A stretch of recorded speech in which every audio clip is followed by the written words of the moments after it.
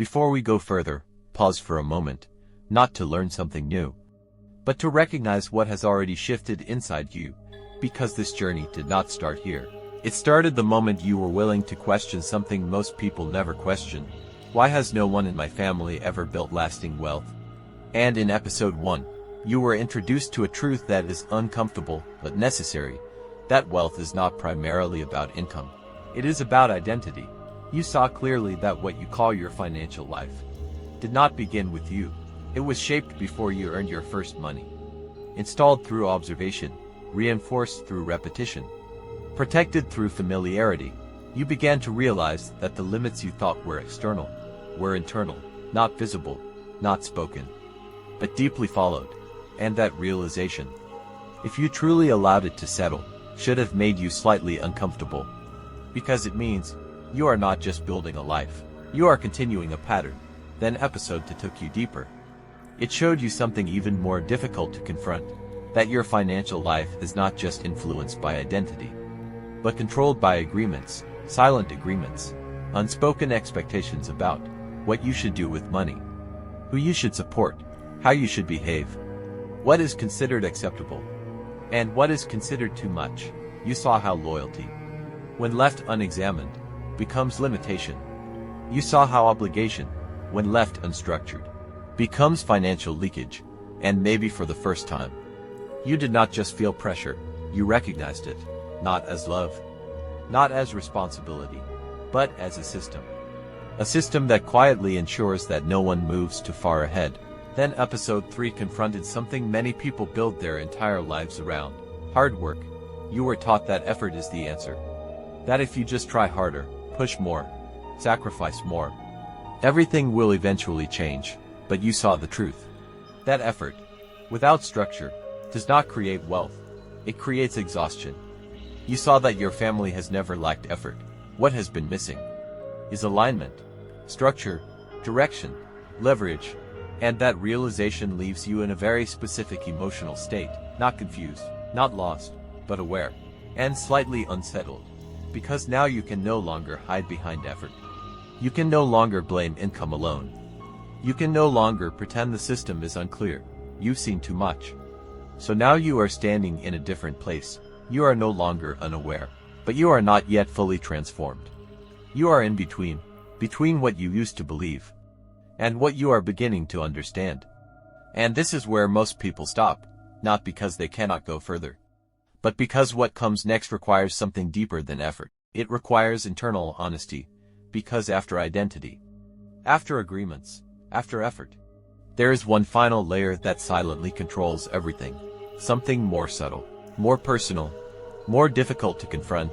Not what you earn, not what you do, not what others expect, but how you feel about money, how you react to it, how you interpret it, how you behave around it, without even realizing.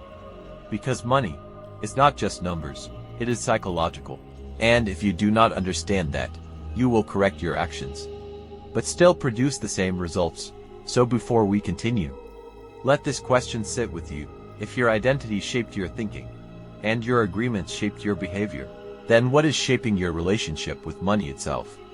And what if that is where everything actually begins? Pause. By now, something important has already happened within you.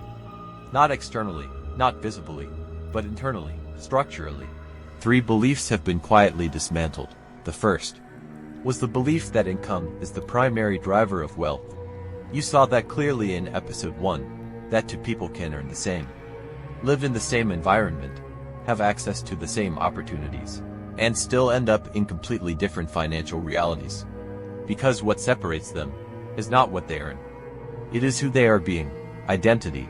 The second belief that collapsed was the idea that financial struggle is simply life, that it is normal, unavoidable, expected. Episode 2 disrupted that illusion. You saw that much of what looks like life is actually agreement, invisible rules, unwritten expectations, patterns of behavior that are not questioned, only followed. And once you saw that, you could no longer comfortably call it normal. You started to see structure where you once saw randomness. The third belief was perhaps the most deeply rooted, that effort alone will eventually solve everything. Episode 3 challenged that completely. Because if effort was enough, your family would already be financially free. You saw that hard work without direction does not compound, it circulates, it sustains, but does not elevate, and now, that belief is no longer stable in your mind. So look at where that leaves you. You are no longer relying on income alone. You are no longer blindly following inherited agreements. You are no longer trusting effort as the solution. So the question becomes, what is left? What actually determines your financial outcomes? If not just identity, not just agreement, not just effort, this is where the journey becomes more precise. Because all three previous layers, identity, agreement, effort, they do not operate independently. They are expressed through something deeper, something more immediate, something that shows up in your daily decisions, in subtle, almost invisible ways. Your reactions, your impulses, your fears, your comfort zones, your sense of what is too much or not enough. This is where money becomes personal. Not theoretical, not structural, but psychological. And this is the transition most people never make. They adjust behavior without understanding the mind behind the behavior. They try to discipline their actions without examining the beliefs driving those actions. They attempt to control money without understanding their relationship to it. So even when they change something externally, internally, nothing has shifted, and because of that, the old patterns quietly return. This is why real financial transformation feels so rare, not because people are incapable, but because they stop one layer too early. They correct identity, but ignore emotion. They question agreements, but not internal reactions. They increase effort without restructuring perception. And as a result, they improve temporarily, but never transform permanently. So this episode is not a continuation. It is a deepening, a movement from structure into the internal system that drives the structure. Because now you are ready for a more precise question, not just what do you believe about money, but how do you experience money internally? Because two people can have the same knowledge, the same opportunity, the same strategy, and still make completely different decisions. Why? Because their psychology is different. One feels fear where another feels opportunity. One feels pressure where another feels control. One hesitates, while another moves. Same situation, different internal response. Different outcome, and if you do not understand this, you will continue to believe that knowledge is enough. That information alone will change your life. But knowledge without psychological alignment creates frustration, because you will know what to do, but still struggle to do it. So this is where everything begins to connect. Identity tells you who you believe you are. Agreements tell you what you feel obligated to do. Effort determines how much energy you apply, but psychology determines how you respond in the moment that matters. So before we move forward, just consider this quietly. You have already seen the pattern. You have already identified the agreements. You have already questioned effort. But when money shows up in your life, in real situations, real decisions, real pressure, what actually controls your response? And what if that is the real reason your results have not changed yet? Pause. Have you ever asked yourself why? Even when you know what to do with money, you still don't do it. Pause. Why? You can understand saving, understand investing, understand discipline, and still find yourself making the same financial decisions again and again. Pause.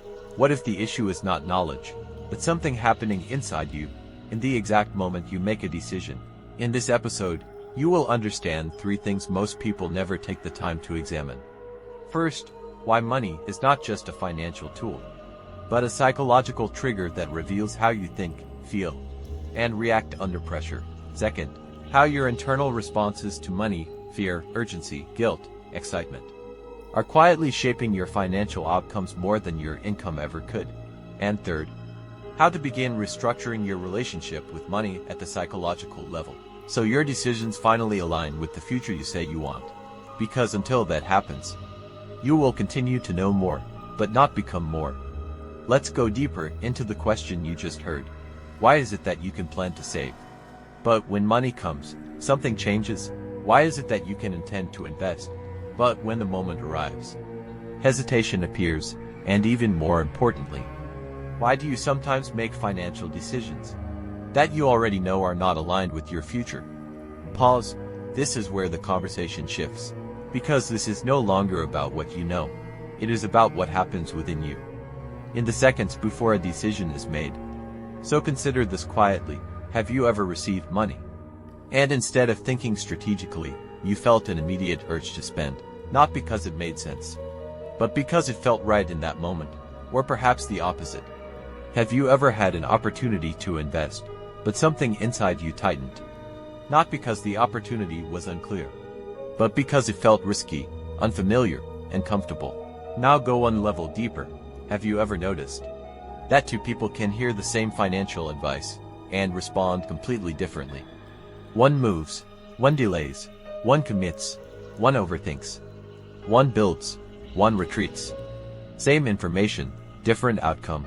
So here is the deeper question that most people avoid. If knowledge is the same, then what is actually controlling the decision? Pause. Do not answer it yet, just hold it. Because everything we are about to explore is built around that single realization. Before we go further, I want you to do something simple. Not for me, but for your own clarity. Because this is where the shift becomes personal.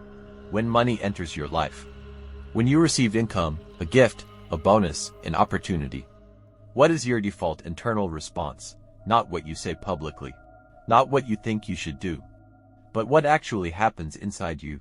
Choose quietly. You feel an immediate urge to spend or relieve pressure. Almost instinctively, your mind goes to needs, wants, obligations, or something you've been delaying. There is a sense of release, like money came to solve something quickly. You feel tension and caution. You become careful, slightly anxious, even restrictive. You think about loss, mistakes, and what could go wrong, so you hold back, sometimes too much. You feel responsibility and pressure. Your mind immediately goes to people, expectations, responsibilities. Who needs this? What should I do for others? How do I avoid disappointing anyone? You feel calm and strategic. There is no rush, no pressure, no emotional reaction. You begin to think in terms of allocation, structure, and long-term impact. Now, don't explain it, don't justify it. Just recognize it, pause. Because whatever option you chose, that is not just a habit, that is a psychological pattern, and that pattern is quietly shaping every financial outcome in your life. Most people never take the time to identify this. They think they have a money problem. They think they need more income, more discipline, more effort. But what they are actually experiencing is an internal response they have never examined. And here is what makes this even more important. This response is not random. It was built through your environment, through your experiences, through what you saw growing up, through what was rewarded and what was discouraged. So what you just identified is not just how you behave with money, it is how you relate to money. And until that relationship changes, no strategy will stay consistent. No plan will hold, no structure will sustain. Because in the moment that matters most, you will return to your default response, so hold that awareness. Because everything we are about to explore next will begin to explain why that response exists, and what it will take to change it. To understand why your response to money feels so automatic, you have to step outside your own life for a moment, and look at the environment that shaped it. Previous generations did not relate to money the way you are expected to today. Their reality was different, more uncertain, more unstable, more immediate. Money, for them, was not a tool for building wealth. It was a tool for survival. Income came with pressure, expenses came with urgency. Opportunities were limited. Risk was dangerous, not strategic. So their relationship with money became simple. Earn when you can. Use it when you must. Protect yourself from loss. Stay within what is safe, and that mindset was not wrong. It was appropriate for their conditions. It kept families alive. It created stability where there was none. It built structure in environments that lacked predictability. But here is where the shift becomes necessary. You inherited that mindset without inheriting the same conditions. Today, the world operates differently. Access has expanded. Information is available. Opportunities exist beyond physical environment. Leverage is possible. Wealth is no longer built only through labor, but through systems, ownership, and strategic thinking. But your internal programming still reflects a survival-based relationship with money. So what happens? You live in an environment that rewards building, but operate with a mindset designed for surviving, which creates internal conflict. When you receive money, part of you wants to build. Another part of you wants to secure. Another part wants to relieve pressure. Another part wants to meet expectations. And because these responses are not aligned, your decisions become inconsistent, not because you are incapable, but because your internal system is divided. This is why some moments you feel clear, and other moments you feel uncertain. Why sometimes you act strategically, and other times you react emotionally. You are not dealing with a lack of knowledge. You are dealing with inherited programming that was never updated for your current reality. And this is where identity evolution becomes necessary, not to reject where you came from, but to recognize that what worked before may no longer produce the outcome you want now. Because if survival thinking built your foundation, it cannot build your expansion. Wealth requires a different relationship with money, not just in action, but in perception. So before we move forward, just sit with this quietly. Are you making financial decisions based on the world as it is today, or based on a mindset designed for a world that no longer exists? Pause, because the answer to that question is already influencing everything you do with money. I'll bring this back to you, not in theory, but in your daily life. When money shows up, are your decisions intentional or automatic? Pause, not what you hope is true, not what you say you want to do, but what actually happens in real time. When you receive money, do you pause, think, structure, decide? Or do you move quickly, almost instinctively, spending, holding, giving, or avoiding, before you fully process the decision? Because there is a difference between making a decision and reacting to a feeling, and most people do not notice when they cross that line. So ask yourself this more precisely. When you last received money, did you experience clarity, or did you experience a feeling that pushed you into action? Pause, because that feeling, whether it was urgency, relief, pressure, fear, or even excitement, that feeling is not random. It is a signal of how you have been conditioned to relate to money. And here is the deeper part most people avoid. That feeling often appears before logic, before planning, before structure, before intention, which means if you do not recognize it, you will follow it. So your financial life becomes shaped not by what you decide, but by what you feel first. And if that is true, then the real question is not, do you know what to do with money? But, can you recognize what you feel before you act on it? Pause. Because that awareness is where control begins. Now we go deeper, because once you begin to observe your reactions to money, you start to see something most people never fully admit. That your financial decisions are not made in isolation. They are influenced by people, by expectations, by emotional ties that feel invisible, but act powerfully. Family pressure does not always look like force. Sometimes it looks like a simple statement, don't forget us. You know how things are. You're the one we are counting on. And in that moment, money stops being neutral. It becomes emotional. It becomes tied to belonging, to identity, to love, or the fear of losing it. So even when you want to act strategically, you hesitate, not because the decision is unclear, but because the emotional cost feels uncertain. This is where loyalty becomes complex, because loyalty, when not examined, can quietly limit growth. You begin to make decisions not based on what builds your future, but on what maintains peace in the present. And over time, that becomes a pattern of choosing comfort over expansion, acceptance over advancement. Then there is fear. Not the loud kind, but the quiet one. The fear of standing out, because becoming the first means doing something unfamiliar. It means thinking differently, acting differently, prioritizing differently, and that creates distance, not necessarily physical distance, but psychological distance. You begin to see things others may not see yet, and that can feel isolating. So part of you pulls back, not because you cannot move forward, but because moving forward changes your position within your environment. And then there is guilt, one of the most powerful forces in financial behavior. Guilt when you keep money for yourself. Guilt when you invest instead of give. Guilt when you say no, even when it makes sense. So you compromise, you adjust, you soften your decisions, not because you lack discipline, but because you are navigating emotional complexity. And all of this happens quietly, without being discussed, without being structured, without being consciously understood. So from the outside, it looks like inconsistency. But from the inside, it is conflict between what you know and what you feel, what you want to build, and what you feel expected to maintain.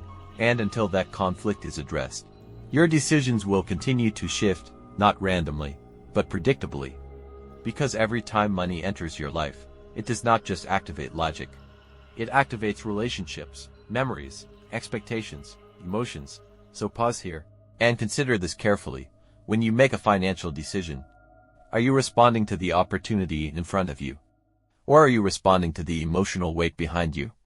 Pause, because that difference is where your future is being shaped. So now, let's bring everything you've seen into one precise question. A question most people feel, but rarely stop to examine clearly. Why is it that even when people work hard, earn consistently, and genuinely want a different financial life, they still return to the same results? Pause. Why does money come in and somehow find its way back out in patterns that feel familiar? Why do good intentions not translate into lasting change? Is it lack of discipline? Or is something happening before discipline is even applied? Because if you look closely, the issue is not that people don't know what to do: save, invest, plan, delay gratification. These ideas are not hidden, yet in real life, in real moments, those ideas seem to lose their power. So the question becomes deeper. What happens between knowing and doing? What shifts in that space that causes clarity to disappear and reaction to take over? Is it logic that fails? Or is it something else that overrides logic entirely? Hold that question. Do not answer it yet, because everything we are about to explore next is built to reveal exactly what sits in that gap between what you understand and what you actually do. Now we arrive at the point where everything begins to connect, not as separate ideas, but as a single, unified truth. What the first millionaire understands, that most people never fully realize, is this: money does not respond to knowledge first, it responds to psychology. Not what you say you will do, not what you plan to do, not even what you know is correct, but how you feel, and how you interpret money. In the exact moment a decision is required, because every financial action, saving, spending, investing, delaying, giving, is not just a logical decision, it is a psychological expression. An expression of what feels safe, what feels urgent, what feels deserved, what feels risky, what feels necessary. So two people can stand in the same situation, same income, same opportunity, same information, and make completely different decisions, not because one knows more, but because one experiences the moment differently. One sees opportunity, the other sees risk. One feels calm, the other feels pressure. One delays, the other reacts, and over time, those small psychological differences compound into completely different lives. This is why knowledge alone does not change outcomes, because knowledge operates at the surface. Psychology operates underneath, and whatever operates underneath eventually controls what happens on the surface. So if your internal response to money is urgency, you will rush decisions; fear, you will avoid opportunities; guilt, you will give beyond structure; relief, you will spend to release pressure. And even if you try to act differently, in moments of intensity, you will return to your default response. This is why consistency feels difficult for most people. Not because they lack discipline, but because they are trying to override a pattern they have never fully understood. So the first millionaire does something different. They do not start by forcing behavior.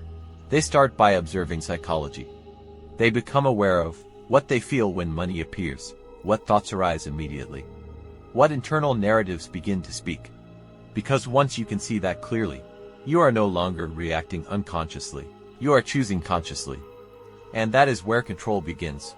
Not when you know more, but when you can recognize what is happening inside you before it controls what you do. So this is the principle. Wealth is not built by controlling money first. It is built by understanding your internal response to money and restructuring it intentionally. And if you miss this, you will continue to improve your knowledge, adjust your strategies, increase your effort, but your results will continue to reflect your unchanged internal state. So pause here and let this settle. When money shows up in your life, what is your first response? Because that response is quietly shaping everything that follows. To make this real, not theoretical, let's step outside ideas for a moment and look at something that has played out repeatedly across very different lives. There is a pattern seen in many individuals who eventually build wealth from nothing. Not the obvious story you hear in headlines, but the quiet beginning before anything was visible. Take someone like a self-made entrepreneur who started with very little. Before the success, before the recognition, before the numbers, there was usually a very specific internal shift. It was not that they suddenly earned more money. It was that they began to observe money differently. Where others saw money as something to spend immediately, they began to see it as something to structure. Where others saw urgency, they began to see timing. Where others felt pressure, they began to create separation between emotion and decision. The external circumstances may have been similar, but the internal interpretation changed, and that is the key difference. Because wealth did not begin when income increased. It began when response changed, not reaction, but response. There is one consistent trait in these individuals. They develop distance between feeling and action. Not suppression, not denial, but observation. For example, when money enters their hands, they do not immediately assign it meaning. They do not immediately attach emotion. They pause, they process, they structure. Even if the amount is small, even if the situation is urgent, even if external pressure exists. And this small internal gap between stimulus and decision becomes the foundation of everything that follows, because that gap is where control lives. Now contrast that with most financial behavior. For many people, money enters, and action follows almost immediately. Spend, give, solve, react, decide, without separation, without structure, without observation, and over time, that difference compounds. Not dramatically at first, but consistently. So what looks like success later in life is often just the result of a small psychological habit that was established early, the ability to pause internally before acting financially. And this is not about intelligence. It is about awareness, because once awareness exists, reaction becomes optional, and that is the real dividing line. Not income, not opportunity, but internal space between feeling and action. So as you reflect on this, do not look at success as something distant. Look at the process behind it, because what separates outcomes is often not what people see externally, but what happens internally. In quiet moments, before any decision is made, now let's slow everything down and make this extremely clear. Not emotionally, but structurally. Because if money is psychological, then psychology must eventually translate into behavior. And behavior always shows up in numbers. So let's compare to financial models that exist in almost every family system, not as theory, but as lived reality. 1. The survival model. In the survival model, money comes in, money goes out. No structure, no delay, no system of allocation. Let's say someone earns $1,000 per month. In the survival model, $300 goes to immediate needs. $200 goes to family obligations. $300 goes to lifestyle pressure. $200 disappears into untracked spending. End result, balance equals $0 saved. No asset created, no system built. Now increase income to $1,000 per month. Same structure, needs increase, obligations increase. Lifestyle increases, pressure increases. End result, still $0 saved, just more movement, not more progress.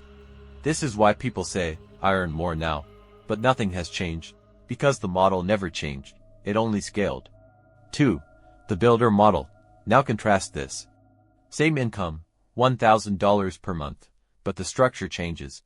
Before money is even spent, $200 goes to structured savings. $200 goes to investment building. $100 goes to learning, skill development.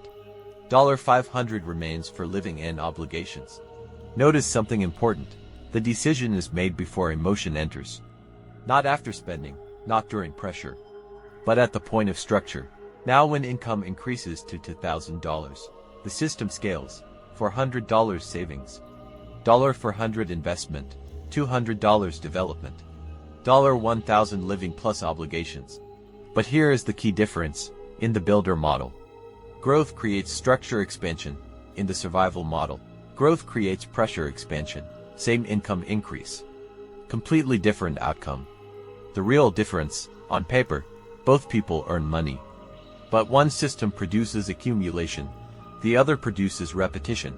And over 5 to 10 years, survival model stable income, no assets. Builder model compounding assets, increasing leverage.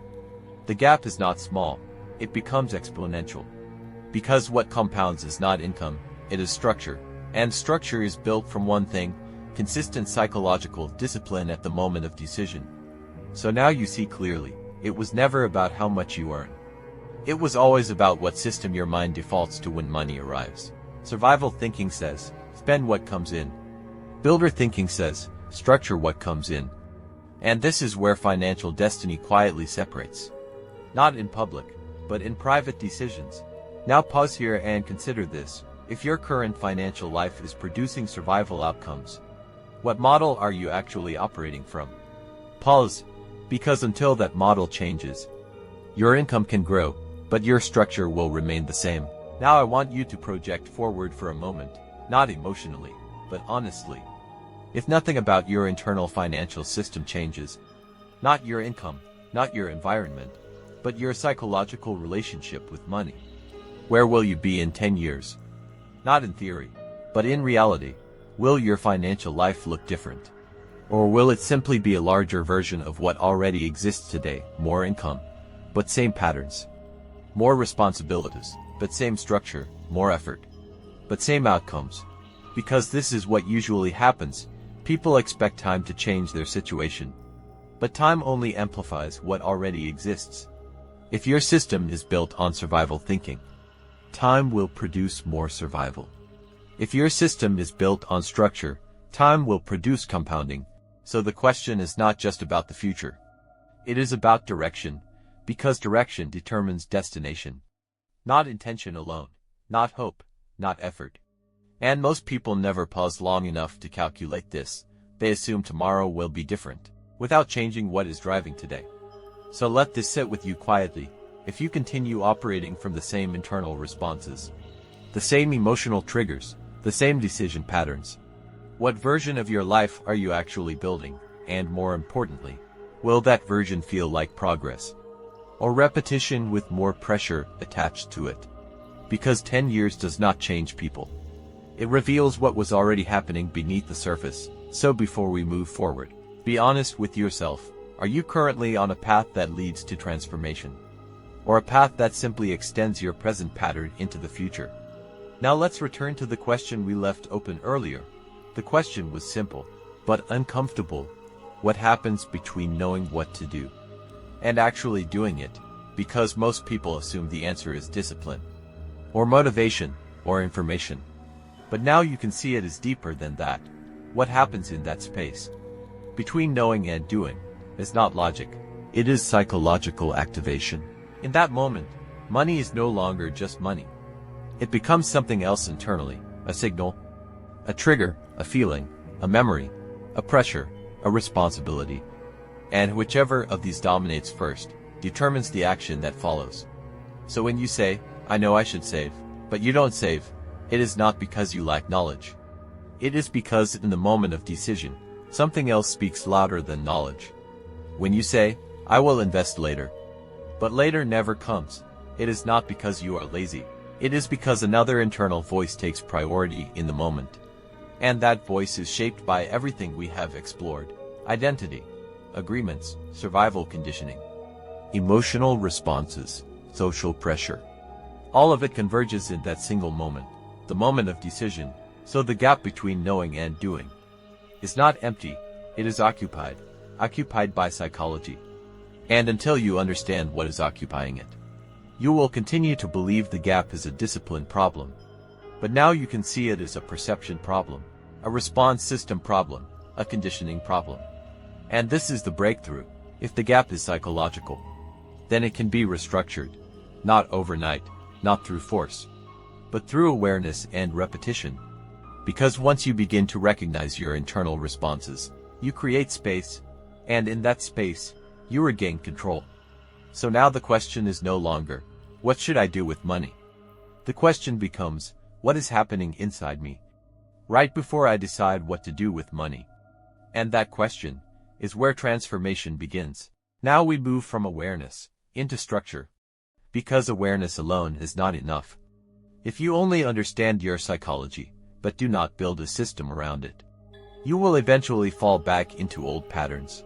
So we need something practical, something you can apply, something that converts awareness into behavior. This is where we introduce a simple but powerful structure, the Internal Wealth Decision Framework (IWDF). This framework is not about earning more. It is about controlling what happens before money leaves your hands. It has 3 layers. 1. The pause layer, awareness control. Before any financial action, you introduce a deliberate pause. Not hesitation, not delay, but observation. When money enters your hands, or when a financial decision appears, you do not act immediately. You pause and ask, what am I feeling right now? Not what you think, not what others expect, but what you are feeling. Because feeling is the entry point of behavior. This pause creates separation between impulse and action. And that separation is where control begins. 2. The clarity layer, logic activation. After feeling is identified, you shift into structure. Now you ask, what is the purpose of this money or decision? Not emotional purpose, structural purpose. Is it for survival? Is it for growth? Is it for obligation? Is it for compounding? You label the decision, because what is not labeled becomes emotional, and what is emotional becomes reactive. 3. The allocation layer, execution discipline. Now you act, but not based on impulse, based on structure. You assign money or decision flow into categories: survival needs, responsibility obligations, growth investment, expansion skills, assets, systems. The key is this: you do not decide under pressure. You decide after structure. Why this matters? Most people operate in reverse. They feel, then act, then justify. This framework reverses the process. You feel, observe, structure, then act. And that reversal is everything. Because once structure comes before emotion, emotion loses control over outcomes. And this is what separates survival thinking from builder thinking. Not income, not opportunity, but sequence of decision making.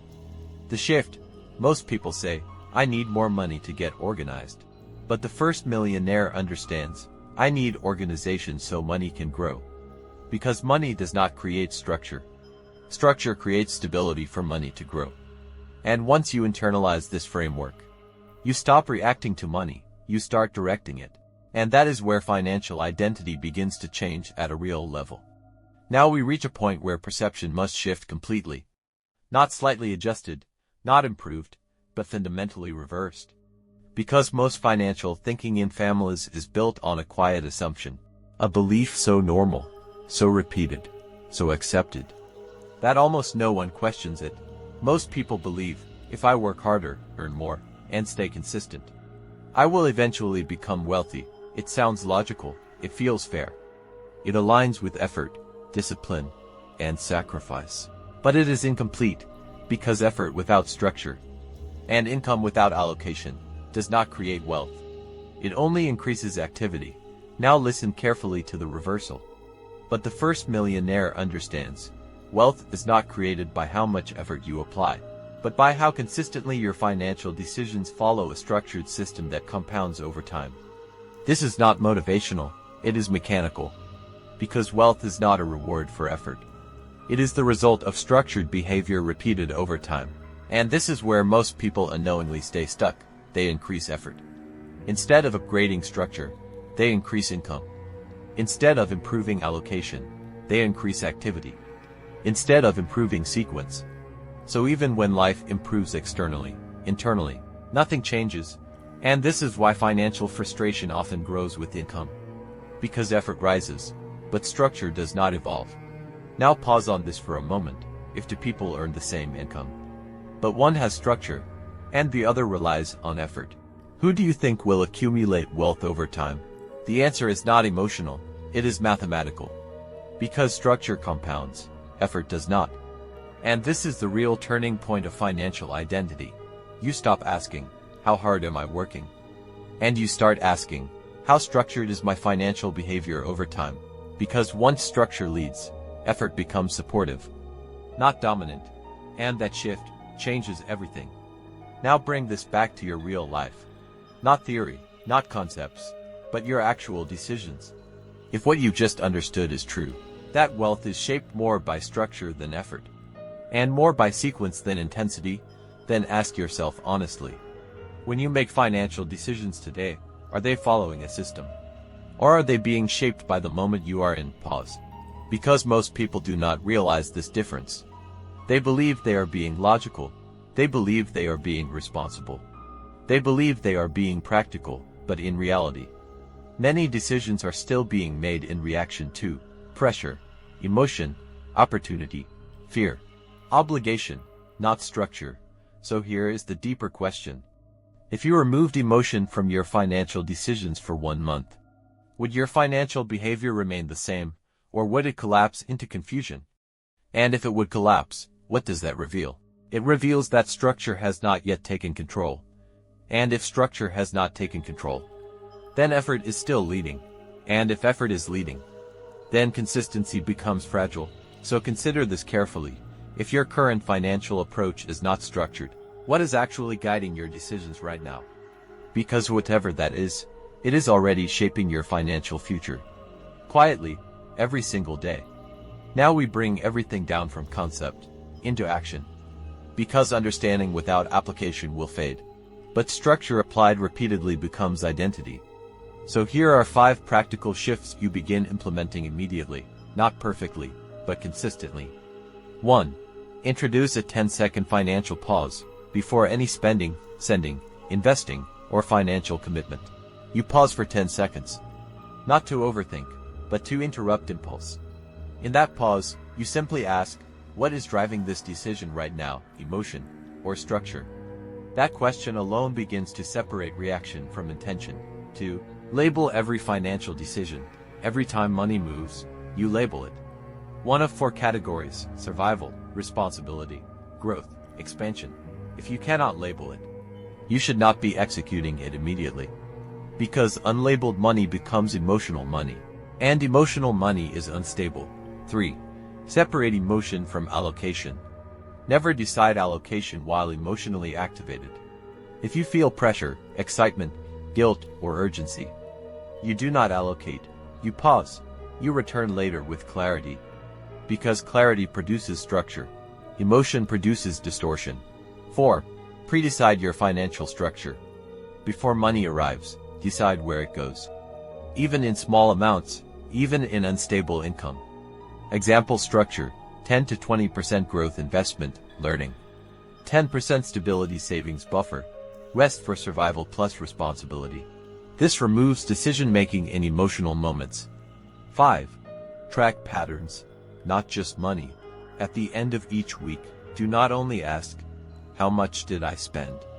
Ask, what pattern repeated in my financial decisions? Because patterns reveal identity, not numbers alone.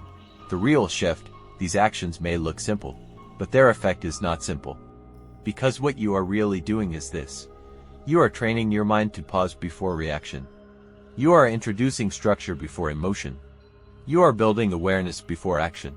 And over time, this changes more than your finances. It changes your identity, because a person who consistently pauses is not the same person who reacts. A person who structures money is not the same person who spends emotionally, and a person who tracks patterns is no longer operating unconsciously. They are observing themselves, And that observation is where transformation begins to stabilize. Now we connect everything back to the foundation of this entire journey. Because this series was never designed to exist alone, it was designed as a doorway. A doorway into something deeper, something structured, something written with intention. The book, The First Millionaire in Your Family. This is not positioned as motivation, not inspiration, not theory. It is the architecture behind everything you are seeing unfold in this series. Because what you are experiencing in these episodes is awareness. You are beginning to see identity patterns, hidden agreements, effort misalignment, psychological responses to money, decision-making structures. But awareness alone is not enough to build a life. It only shows you the system. The book is where the system becomes actionable.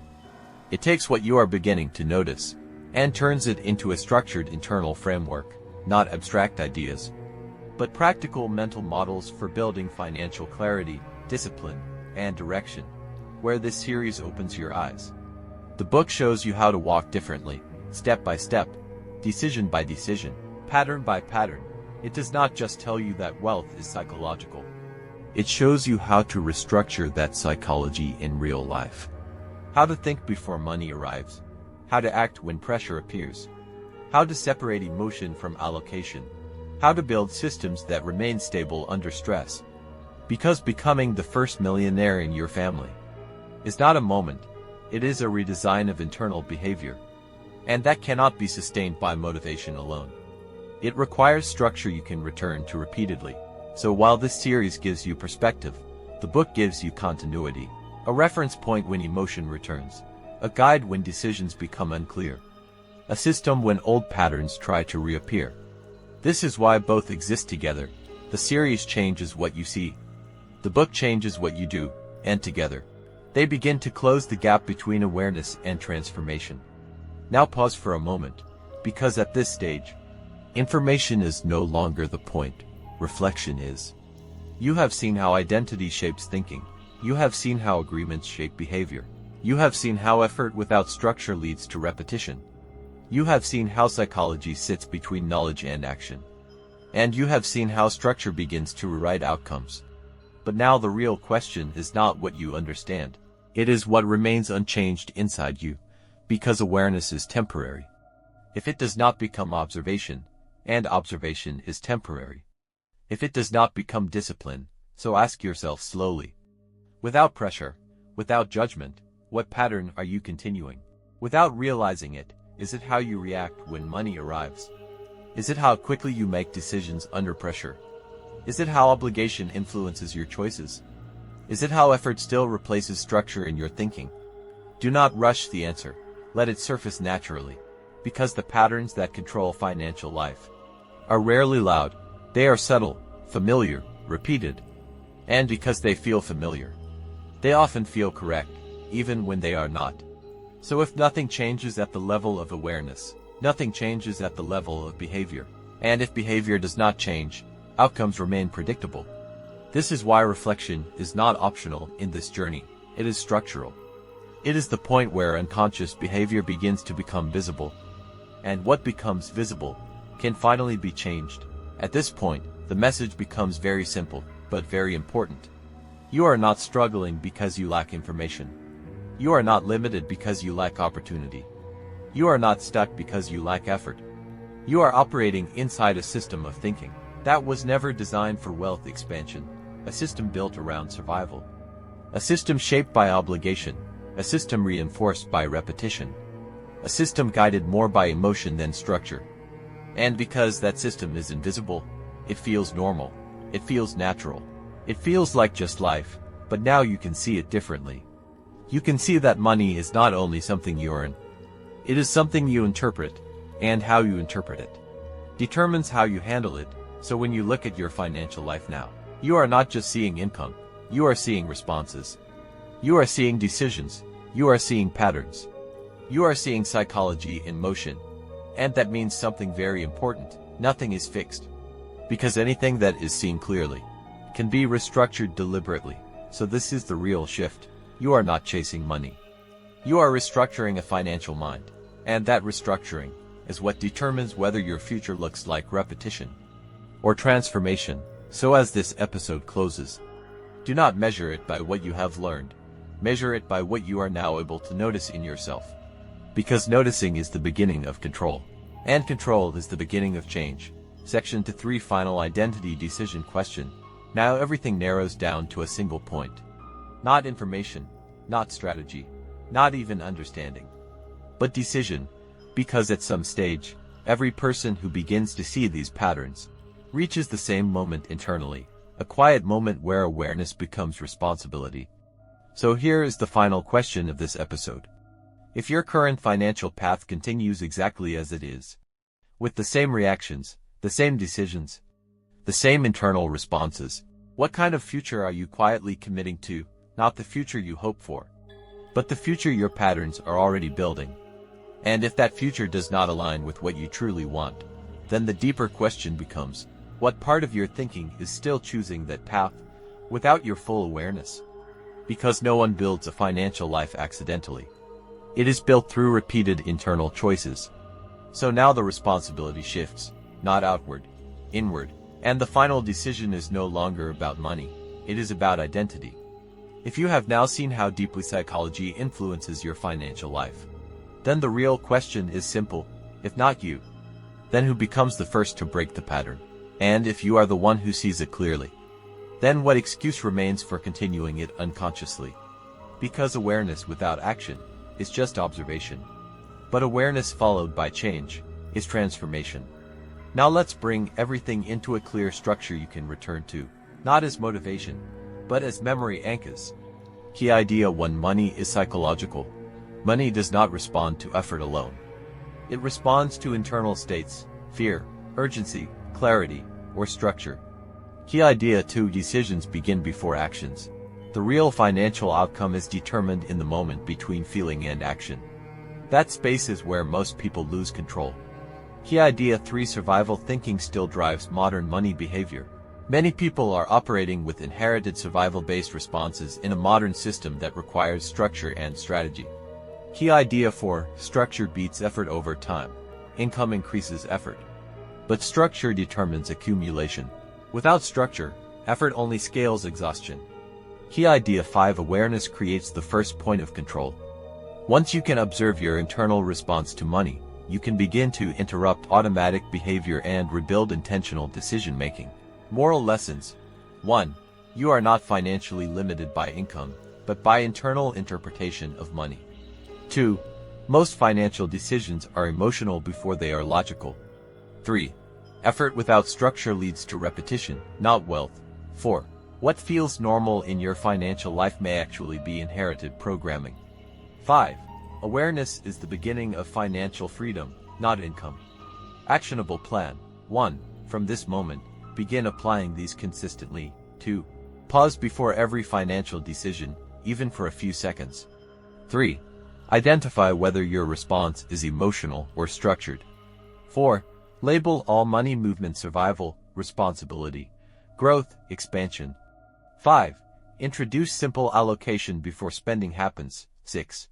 Review your weekly financial patterns, not just totals. Do not aim for perfection, aim for consistency. Because repetition builds identity.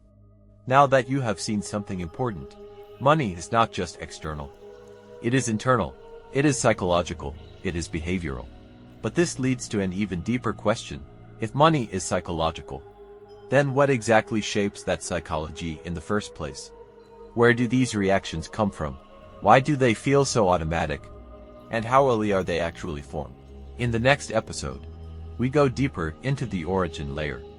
We will begin to explore how financial identity is installed long before adulthood, and why most people are still living inside mental patterns they never consciously chose. Because understanding money is not enough, you must understand where your understanding came from. Now that you can see money is psychological, something important begins to happen internally. You stop seeing financial outcomes as random. You stop seeing struggle as purely external. And slowly, a more uncomfortable realization begins to form. If money is shaped by psychology, and psychology shapes behavior, then where did that psychology come from? Because you did not wake up one day and choose your financial reactions.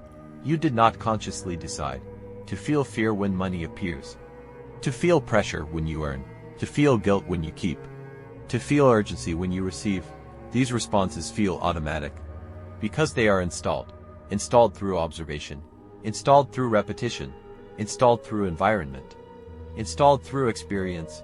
And this is where the next level of understanding begins. Because if something is installed, it means it can also be examined. And if it can be examined, it can be changed. So the question that naturally emerges from everything you have seen so far is this: if your financial reactions were not consciously chosen, then what exactly shaped them? Was it your personality? Was it your effort? Was it your intelligence? Or was it something deeper, something structured, something repeated so often that it became invisible? Because here is the uncomfortable truth. Most people are not financially struggling because they are incapable. They are struggling because they are operating from a system they never questioned. A system that tells them how to think about money, how to feel about money, how to behave when money arrives, what is acceptable financially, and what is not for people like us. And once a system is internalized, it no longer feels like a system, it feels like identity. This is why effort alone has not changed everything.